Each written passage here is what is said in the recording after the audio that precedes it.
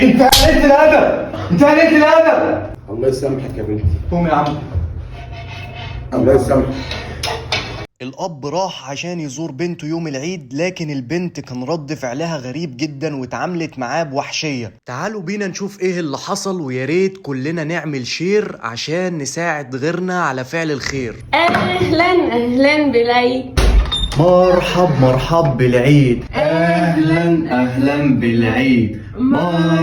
مرحب بالعيد. وطبعا يا حبيبتي زي ما انت متعودة، حبيت اكون اول شخص يقول لك كل سنة وانت طيبة، كل عام وانت بخير. يا قمر يلا منورة حياتي. انت طيب يا روحي، وفي حد غيرك في حياتي طبعا يقول لي كل سنه وانت طيب. ربنا يخليك لي يا رب. رب دايما يجعل ما بيننا السعادة وراحة البال. ايه ده؟ ايه ده؟ انت مين اللي جاي لنا دلوقتي؟ وفي حد من صحابك جاي دلوقتي؟ ممكن يكون حد